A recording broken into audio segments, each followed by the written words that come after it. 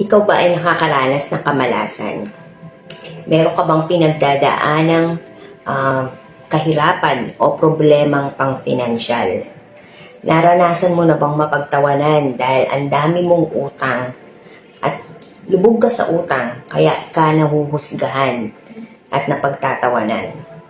May ituturo po ako na personal ko pong ginagawa, personal ko pong gamit na natutunan ko po sa isang napakagaling na manggagamot.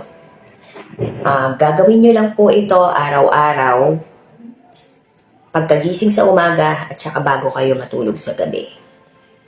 Bigkasin nyo lang po itong mga orasyon na ito. Araw-araw po yan, pagkagising at bago po kayo matulog.